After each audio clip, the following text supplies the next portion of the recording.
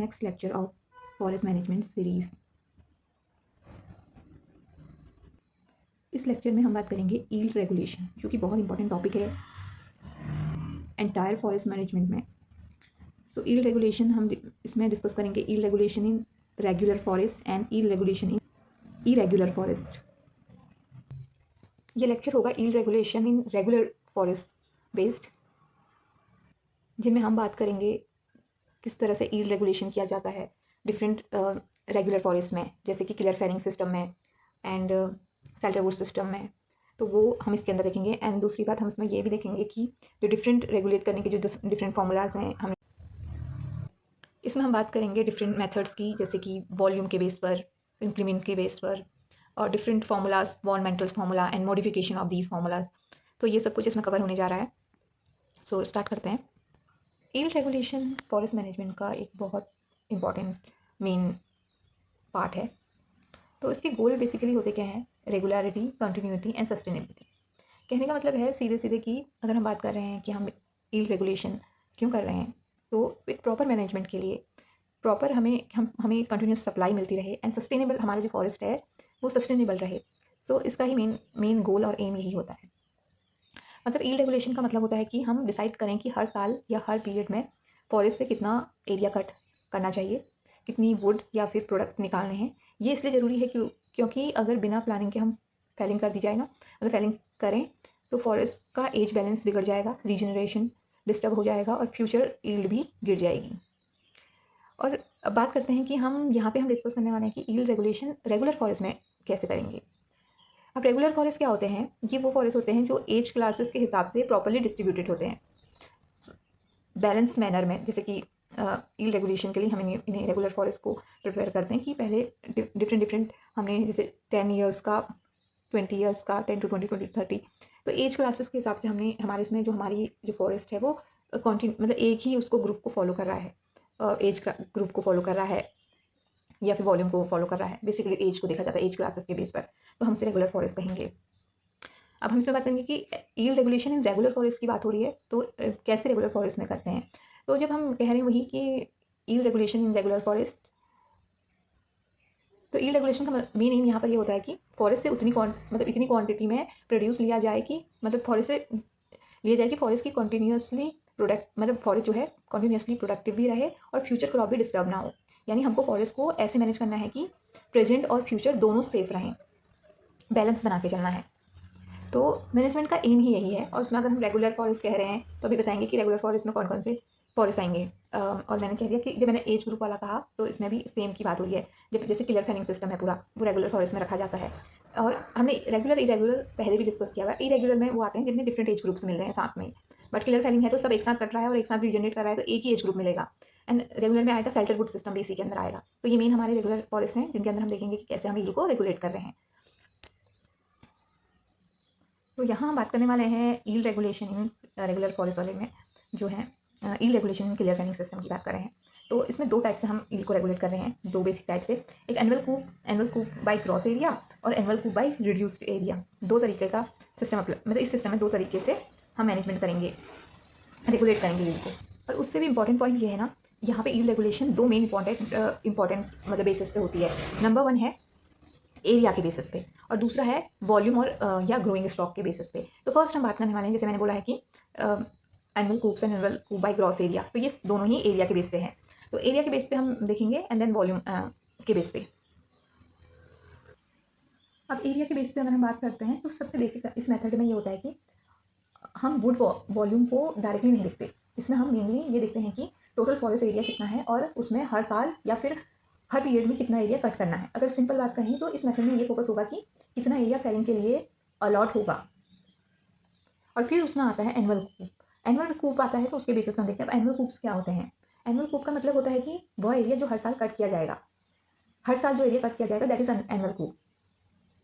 अगर हमने डिसाइड किया है कि हर साल 5 हेक्टेयर मतलब 5 हेक्टेयर एरिया कट होगा, तो दैट इज वो क्या है, 5 हेक्टेयर एनुअल कूप है.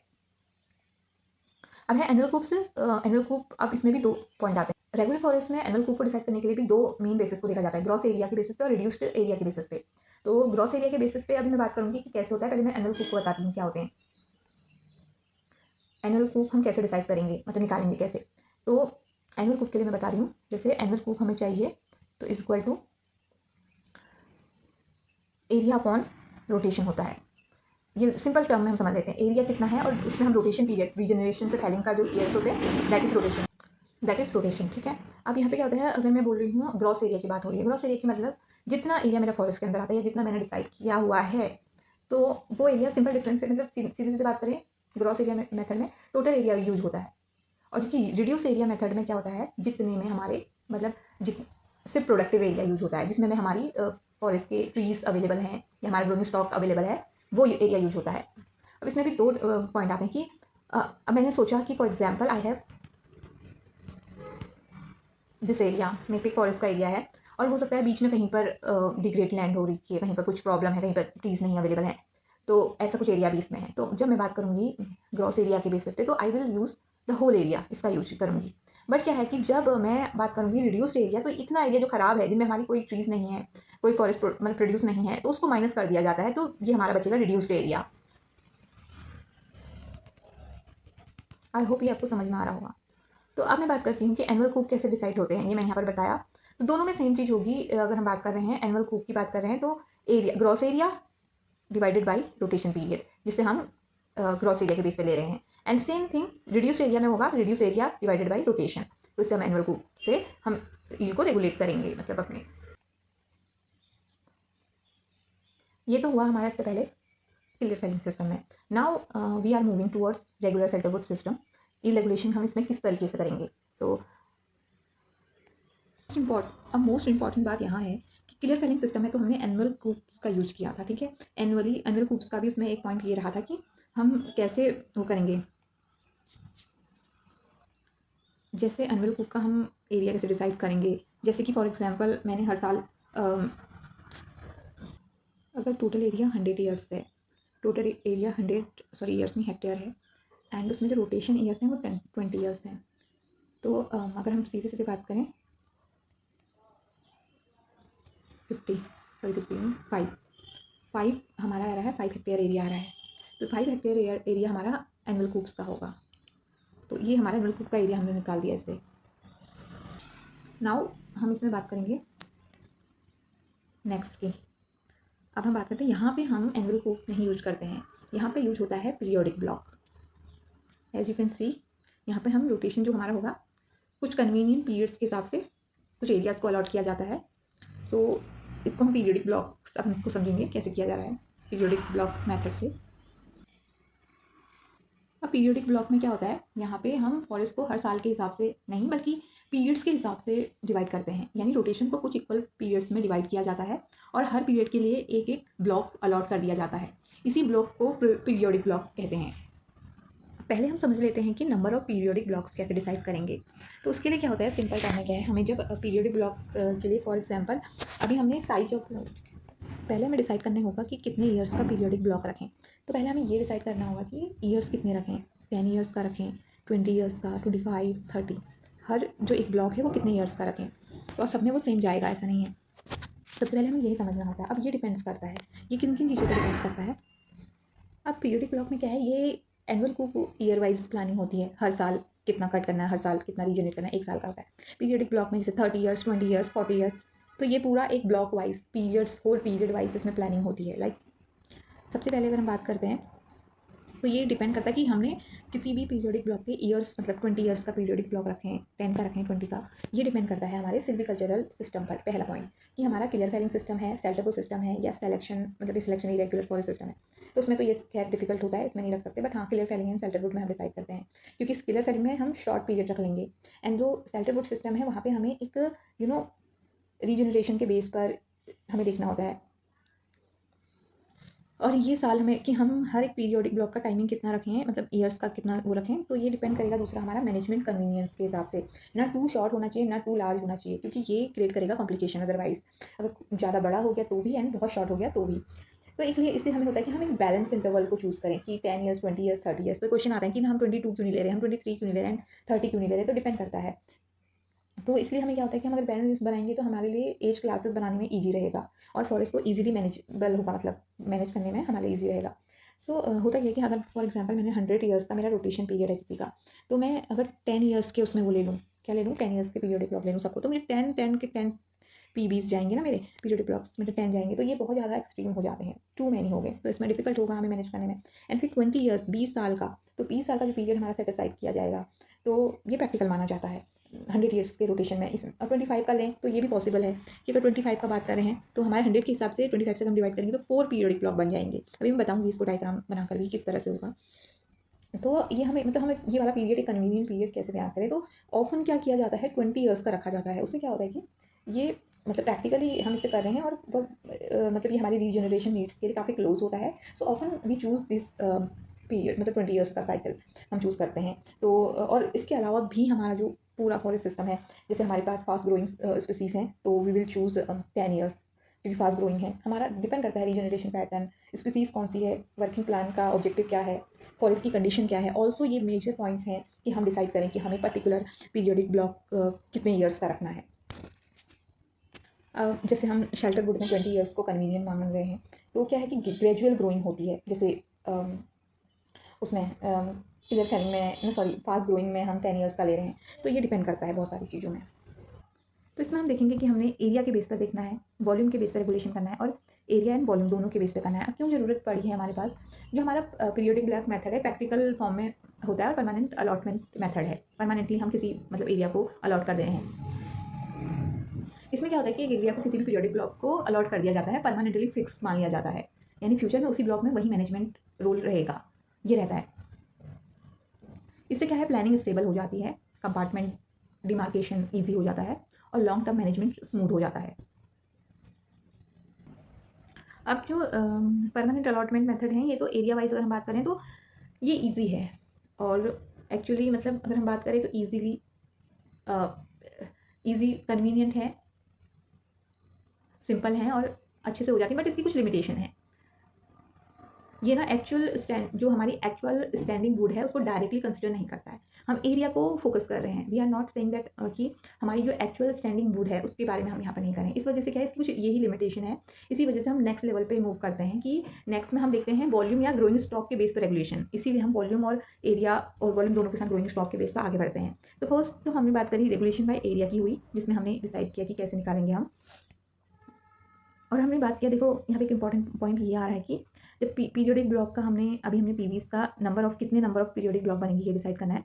तो इससे सिंपल होता है, यहाँ पे सिंपल एक मेथड आती है कि हम इससे बताएं कि एरिया मतलब नंबर ऑफ पीरियोडिक ब्लॉक कितना है, जितना मेरा वो है रीजनरेशन पीरियड है ना, रोटेशन अपॉन मैं कितने ईयर्स का ले रही हूँ। माना मैंने 20 ईयर्स का लिया है, तो ये मेरा क्या होंगे, नंबर ऑफ पीरियोडिक ब्लॉक मुझे बता देंगे। माना मैंने 100 ईयर्स का क्या था, रोटेशन पीरियड था, एंड 20 ईयर्स का मैंने पीरियोडिक ब्लॉक का वो लिया है, टाइम लिया है।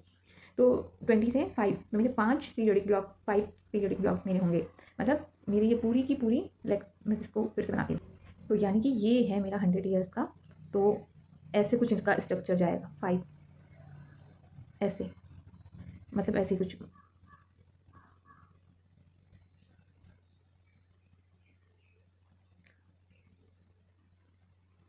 ऐसे जाएगा। तो ये हमारा जाएगा 20, ये 20, 20, 20 टू 40, 40 टू 60, 60 टू 80, 80 टू 100। तो ये इस तरह से इनमें पूरा 20 ईयर्स का ही रहेंगे ट्रीज। इसमें पूरे ये मैंने पहले के उसमें जो मेरे सिस्टम्स हैं प्ले लिस्ट में ऑलरेडी मैंने इनको डिस्कस किया हुआ है, तो यहाँ पे फिर से मैं इसको थोड़ा बता रही हूँ। तो इस तरीके से 20 ईयर्स के मेरे पीरियोडिक ब्लॉक वाइज 100 ईयर्स का रोटेशन पीरियड कंप्लीट करके ये बना मेरा एरिया वाइज, मैंने डिसाइड कर लिया है। सो फैलिंग सीरीज़ में हम हर पीरियोडिक ब्लॉक का एरिया कैसे निकालेंगे, ये हमारा क्वेश्चन है। तो हम यहाँ पे क्या देखेंगे कि जो हमारा टोटल एरिया है फैलिंग सीरीज़ का, तो उससे हमें रोटेशन से डिवाइड करेंगे, एंड जो पी क्या है, हमारा रीजनरेशन पीरियड है। फॉर हमने लिया था 20 ईयर्स यहाँ पे, तो 20 ईयर्स का हमने रीजनरेशन पीरियड लिया है, जो हर एक ब्लॉक का क्या है, हमारे 20 ईयर्स का जो हमने रीजनरेशन पीरियड लिया है, तो उसको हम यहाँ पे देखेंगे, तो इससे हमें पता चल जाएगा। तो हर एक पीरियोडिक ब्लॉक जो हमारा हर एक पीरियोडिक ब्लॉक है उसका एरिया कितना होगा, कितना एरिया इसमें हम लेंगे। तो ये तो हुआ कि हमने एरियाज अलॉट कर दिए, तो रेगुलेशन बाय एरिया के बेस पे हम इस बेसिस पे करेंगे। And then regulation by volume, in this case में मतलब हम क्या करेंगे, जो फॉरेस्ट है फैलिंग सीरीज को डिवाइड करेंगे, पीरियड मतलब divided into periodic blocks, but हम उसको इक्वलाइजेशन नहीं करेंगे।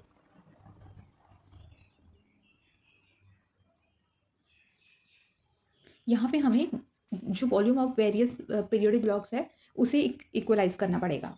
तो कहने का मतलब है हम यहाँ पे जो अलॉटमेंट है वो एज क्लास वाइज डिवाइड करेंगे, मतलब बनाएंगे। देन हम वॉल्यूम ऑफ क्रॉप्स को अलॉट करेंगे वेरियस जो हमारे पीरियोडिक ब्लॉक्स है, मतलब तो हमें ईल्ड टेबल और ये सब प्रिपेयर करने के लिए इन सब के बेसिस से जाना पड़ेगा। तो वॉल्यूम को हम यहाँ कंसिडर करेंगे। मतलब सीधे है कि यहाँ पर अब फोकस हमारा एरिया पे नहीं होगा, अब हमारा ग्रोइंग स्टॉक और वॉल्यूम पे होगा। यहाँ ग्रोइंग स्टॉक से मतलब है कि पर्टिकुलर इस समय पर्टिकुलर एरिया में जो हमारी स्टैंडिंग टिम्बर वॉल्यूम जितनी खड़ी है वो हमारा अभी का ग्रोइंग स्टॉक है, यानी कि जो खड़े हुए पेड़ हैं उनका total would volume.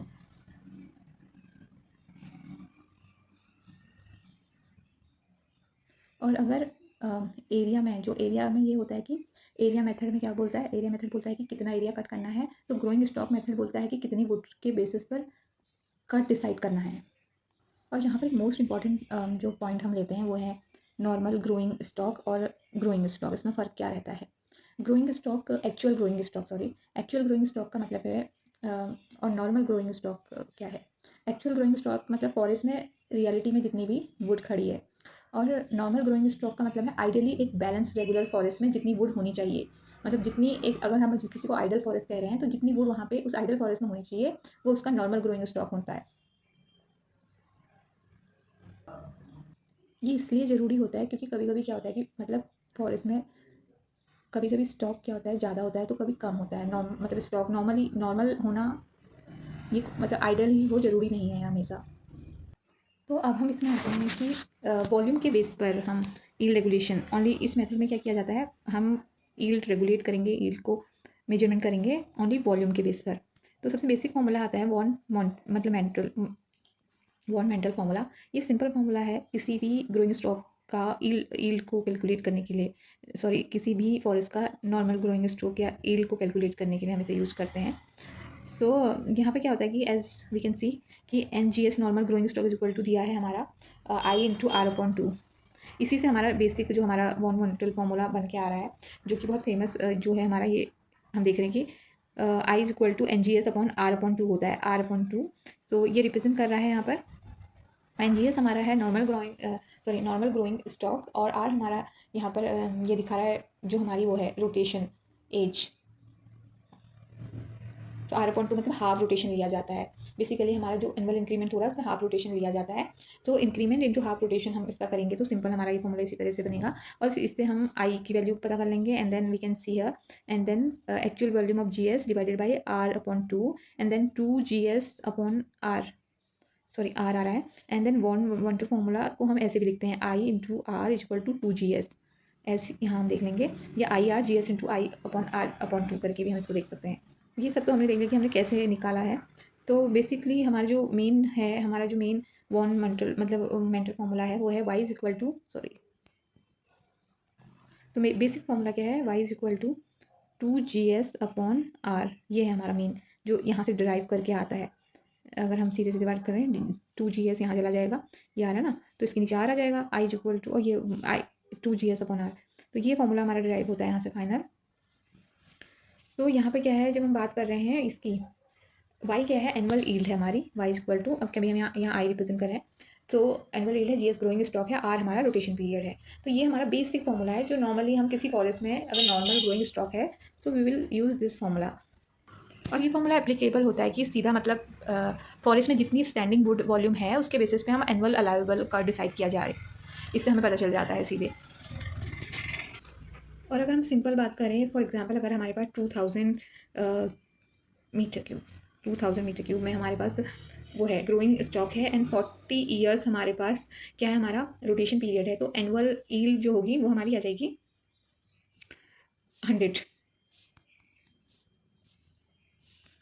100 cubic metre per year. तो इसमें मतलब सीधी सीधी बात है कि हर साल हम इतनी वुड को रिमूव कर सकते हैं, ये इतनी वुड रिमूव की जा सकती है। अब वॉन मेंटल फार्मूला क्या है, इजी है, सिंपल है और काफ़ी फेमस है, और डायरेक्टली इससे क्विकली हम एनुअल यील्ड का एस्टिमेट कर सकते हैं। बट क्या है, इसकी एक लिमिटेशन है, ये फॉरेस्ट मतलब ये ना फॉरेस्ट को काफ़ी आइडल कंडीशन में अज्यूम करता है, पर ऐसा होता नहीं है। हमारे फॉरेस्ट हमेशा आइडल कंडीशन में नहीं होते हैं, बहुत ही रेयर टाइम में होते हैं, जबकि हम ये कह सकते हैं। होता क्या है कि कभी जो है हमारी एज क्लासेस इक्वल नहीं होती हैं, कभी स्टॉक ज़्यादा होता है तो कभी कम होता है। इसलिए सिर्फ एक ही सिंपल फार्मूला हर जगह परफेक्ट रिजल्ट नहीं देता है। इस वजह से क्या किया गया, हम अब जो करने वाले हैं वो हम आगे इनके मॉडिफिकेशन पढ़ने वाले हैं। तो इसीलिए हमें मॉडिफिकेशन की ज़रूरत पड़ी। जब हमें मालूम है कि हमारा सिर्फ वन मंटल फार्मूला हमें पूरी तरह से सारी कंडीशन में अप्लाई नहीं हो सकता, सो वी नीड मॉडिफिकेशन। तो यहीं पर पहला आता है हमारा हावर्ड्स मॉडिफिकेशन। सो हावर्ड मॉडिफिकेशन क्या कहता था कि सिर्फ करंट ग्रोइंग स्टॉक को देखना, करंट ग्रोइंग स्टॉक को देखना इनफ नहीं है। हमें ये भी देखना चाहिए कि फॉरेस्ट का स्टॉक नॉर्मल कंडीशन के कंपैरिजन में कैसा है। तो यानी अगर एक्चुअल स्टॉक नॉर्मल से ज़्यादा है तो थोड़ा ज़्यादा कट करना अलाउ होगा, और अगर एक्चुअल स्टॉक मतलब एक्चुअल नॉर्मल स्टॉक से कम है तो कम कट करना चाहिए। सिंपल लैंग्वेज में मतलब हावर्ड फॉरेस्ट को नॉर्मल कंडीशन की तरफ ले जाना चाहता है, इसमें सिंपल हमें कहें तो। सो हावर्ड ने क्या किया, जो हमारा फॉरेस्ट को नॉर्मल, मतलब अगर फॉरेस्ट को एक नॉर्मल कंडीशन के पास लाना, मतलब जो वन मिनटल फॉर्मूला था उसके साथ स्टॉक को करेक्शन कर दिया, तो इससे हमारा बनता है मतलब हावर्ड मॉडिफिकेशन से जो फॉर्मूला बनता है दैट इज़ 8v/3r। यहाँ v हमारा वॉल्यूम है एंड r हमारी यहाँ पर वो है रोटेशन पीरियड है। तो बेसिकली क्या था कि उन्होंने बोला, उनका एक मेन पॉइंट था कि girth is directly proportional to the age. इसके थ्रू ये निकाला। तो मेन रोल यहाँ पर रोटेशन, गर्थ, इन सब के थ्रू हमने अज्यूम किया कि girth corresponding to half rotation age, ये हमने यहाँ पर डिटरमिन किया। सो इससे हमें ये फॉर्मूला मिलता है। एंड उसके बाद हम आते हैं सिमॉन्स मॉडिफिकेशन में। Howard modification von Mantel formula के साथ स्टॉक करेक्शन को भी लेता है कि हमारा एक्चुअल नॉर्मल स्टॉक से ज़्यादा है और तो क्या करें, और कम है तो क्या करें, कट ज़्यादा करना पड़ेगा और कम करना पड़ेगा, मतलब फॉरेस्ट को नॉर्मल कंडीशन में लाना पड़ेगा। अब सिमोन्स मॉडिफिकेशन क्या कहता है, सिमोन्स भी सेम प्रॉब्लम को सॉल्व कर रहा है। जैसे कि उसने देखा कि सिंपल फार्मूला इनफ नहीं है, एक्चुअल फॉरेस्ट कंडीशन डिफरेंट होती है। तो उनका कहना क्या था कि ये फार्मूला, सिमोन्स का फार्मूला ईल्ड को मोर प्रैक्टिकल बनाता है और by adjusting the according to forest conditions. तो फॉरेस्ट की जो कंडीशन है उसके बेस पर इसको किया जाता है। तो यानी कि वन मेंटल फार्मूला को और ज़्यादा रियलिस्टिक बनाना, ये इसका मेन एम था। मतलब हर किसी को हर जगह पे जैसी जैसी ज़रूरत है उस हिसाब से मॉडिफाई किया गया। हॉवर्ड्स मॉडिफिकेशन भी इसी बेस पे आता है। और हमारा जो दूसरा ये सिमॉन्स मॉडिफिकेशन है वो भी, कि फॉरेस्ट की कंडीशन के अकॉर्डिंग फॉर्मूला को उस अकॉर्डिंग हम ढालें, और जिससे कि हम वो है हमारी वो मतलब नॉर्मलाइज एक अच्छे से ईल्ड रेगुलेशन के लिए, ईल्ड कैलकुलेशन के लिए अप्लाई कर पाएँ। सो यहाँ हम जो एक्स ले रहे हैं ना, 2v/y = 2vr, there is x is age, हाँ एज ऑफ द फॉरेस्ट हम बात कर रहे हैं, सॉरी एज की बात ही हो रही है। मतलब इसमें क्या किया था हमने, इसमें ऐसा किया जाए, इस तरह से किया गया था कि फॉर एग्जांपल ये आपका क्या है, यहाँ पर एज है, ये हमारा वॉल्यूम है। अब क्योंकि हम इसे वॉल्यूम के बेस पे भी ले रहे हैं ना, तो यहाँ पे छोटे छोटे हम इस हिसाब से इसे मेजरिंग करते हैं। जैसे कि ये हमारे क्या है सारे r/n। n क्या है बेसिकली यहाँ, मतलब रोटेशन पीरियड को n नंबर ऑफ पार्ट्स में हमने डिवाइड कर लिया। तो rotation upon n, rotation r/n2, r/n3, ऐसे मतलब ऐसे डिवाइड करते चला गया। तो यहाँ पे क्या, ये पूरा वॉल्यूम हमारा कितना आ रहा है, क्या आ रहा है, इसके बेसिस पे हम डिसाइड करेंगे। एंड देन जो हमने फॉर्मूला एक्सट्रैक्ट किया फ्रॉम दिस, तो वो सिमॉन्स मॉडिफिकेशन से जो आया that is 2v/r² minus x²। X is age, okay. यहाँ पर अभी तक हम देख रहे थे ग्रोइंग स्टॉक यानी कि वॉल्यूम के बेस पर ही मेथड्स। तो yield regulation, yield calculation. So there is another method जो कि ईल्ड, मतलब जिसमें कि हम वॉल्यूम एंड इंक्रीमेंट दोनों को लेकर चलेंगे। तो हम यहाँ पे बात करेंगे, तो मेरे बहुत इंपॉर्टेंट एक फॉर्मूला जिसे हम ऑस्टिन मेथड कहते हैं, ऑस्टिन असेसमेंट मेथड, उसका यूज हम यहाँ पे करेंगे कि कैसे हम दोनों वॉल्यूम और इंक्रीमेंट को साथ लेते हुए ईल्ड रेगुलेशन, ईल्ड मेजरमेंट या ईल्ड कैलकुलेशन करें किसी फॉरेस्ट की, या रेगुलेट करें।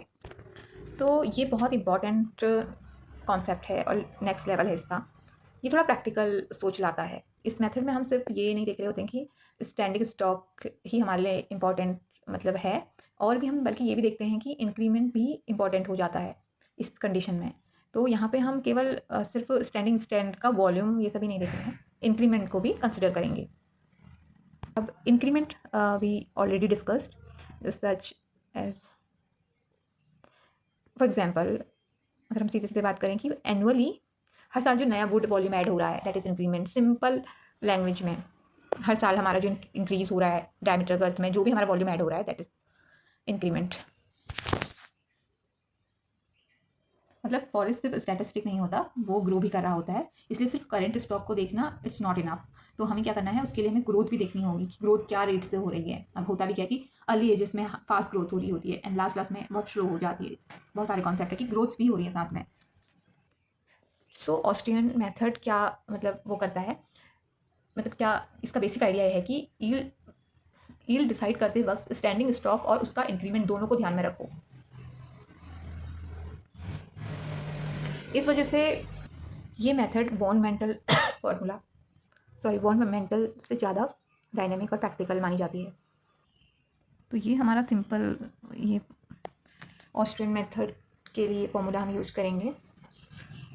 I is equal to increment है, एक्चुअल ग्रोइंग स्टॉक ले रहे हैं, नॉर्मल ग्रोइंग स्टॉक ले रहे हैं। आर क्या है, आर हमारा क्या है, period during which difference between normal and actual growing stock is to be adjusted. So ये तो थे हमारे मेथड्स, फॉर्मूलाज, और हमने देखा कि कैसे किया हमने डिफरेंट इंक्रीमेंट के बेस पर, वॉल्यूम के बेस पर कैसे हमने मॉडिफिकेशन किया, कौन सा फॉर्मूला यूज किया। यहाँ पर एक इम्पॉर्टेंट बात समझनी है, रेगुलर फॉरेस्ट में एरिया से शुरू करते हैं, हम एरिया से शुरू करते हैं और देन वॉल्यूम तक आते हैं एंड देन हमारे वॉल्यूम में आते हैं, और वॉल्यूम से आगे हम इंक्रीमेंट में जाते हैं।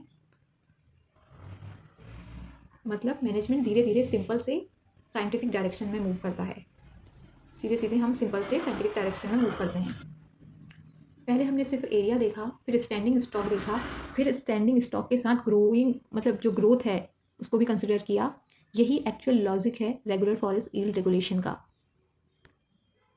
अब तक हमने रेगुलर फॉरेस्ट में यील्ड रेगुलेशन को समझा, लेकिन इरेगुलर फॉरेस्ट में सिचुएशन डिफरेंट होती है, क्योंकि वहाँ एज क्लासेस और स्ट्रक्चर रेगुलर फॉरेस्ट जैसे बैलेंस्ड नहीं होते हैं। इसी वजह से इरेगुलर फॉरेस्ट में सेम मेथड्स डायरेक्टली अप्लाई नहीं होते हैं। नेक्स्ट पार्ट में हम देखेंगे कि इरेगुलर फॉरेस्ट में यील्ड रेगुलेशन कैसे की जाती है। Till then, if it is valuable, please